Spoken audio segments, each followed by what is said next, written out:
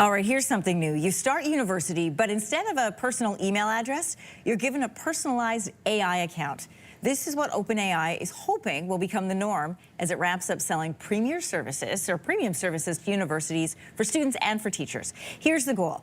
It's that AI becomes integrated and part of a higher learning, and some universities are already on board with this. For more this morning, we're joined by Moshe Lander. He's a senior economics lecturer at Concordia University, regular guest on the show. Good morning. Good morning. Explain more of OpenAI's pitch to universities. I know that what they're offering to do, but why? How does it help? I think there's the recognition that students are already using it. So you can either try and resist it and push back against it and say, listen, we're not having that in our classrooms, or acknowledge that, all right, it's being used. So at least let's find a way to bring it above board. It's almost like the idea of being transparent then. And so OpenAI has realized that if they go to the universities and say, you and I both know that we're using it, and how many resources are you spending trying to pursue cheaters? Why don't we just integrate this in a way that you can advance your curriculum where you use this as a tool rather than students are using it as a tool to circumvent what they're trying to or supposed to be learning? Yeah, you and I have already had a discussion on how it's being used as a cheating aid, but this is an interesting approach to use it as a learning tool, which is what we hear from futurists and everybody else we talk to about this. So how are students and academics feeling about the AI-ification of education and campus lifestyle? I think it covers the gamut, right? It's how do you view this? And I think you have everywhere from Luddites, which might actually include me, who say, you know, I remember when things were easier or better, to people that are saying, yeah, I'm already using it and I don't need to wait for an invitation from OpenAI. I've already incorporated it into the classroom. So, you know, if you take a look, I know in the last segment you were talking about your kids and you know, they probably don't know how to write in script anymore, or they probably didn't spend a lot of time doing spelling classes or grammar classes, where our generation would have probably allocated time towards that. And so it was a realization that for our generation, it was the introduction of the word processor that can do the spell check for you, that can do the grammar check for you. That why are we spending resources on this? It's the same sort of idea now. Maybe we shouldn't be teaching students how to write essays anymore, because they're just going to tell OpenAI, do it for me.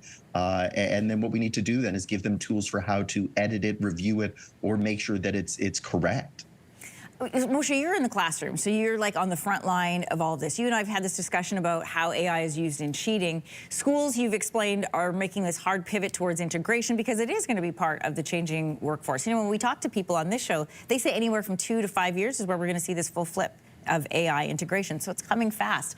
But what does that look like in terms of research? And maybe we have to shift what university is for us, but in my mind, part of what you're going there is to develop research skills and broadening your mindset to different sources that you're looking. So if AI is doing that for you, what's the learning that's happening then? Yeah, so there's two aspects to it then, right? Is OpenAI substituting or complementing the various aspects of research? So there's some areas for sure where it could substitute for it. So in writing things up or presenting it in a clean way or presenting it in a compact way, right? How many students will ramble on where the prof will say, you could say this much more efficiently. OpenAI can help with that. But in terms of write my doctoral thesis for me, I have a feeling that there's a pushback where it's going to be, no, that's not legit research. And so you can use it as a complement to the skills that we want. And I think what we're going to have to find then over the next 2 to 5 years is, where is that line and how do we make sure that students don't cross it? So to tie back to that earlier idea where you and I were talking about cheating in the classroom, this is one of those things where we're okay with you using it up to a limit, but everybody has to agree what that limit is. I feel like it's good I'm a tough Gen X parent, because our kids, they got rid of cursive, they got rid of spelling tests, they included new math, and now there is AI, which has changed how they research and write papers and do everything else. What do schools have to gain from including AI in their student experiences, especially at an undergrad level? It always means then that there's more time to do something else. And that's the thing with any technological advancement, right? So when we look at technology wiping out jobs and we say, what a terrible thing. For those people that lose their jobs, that's true.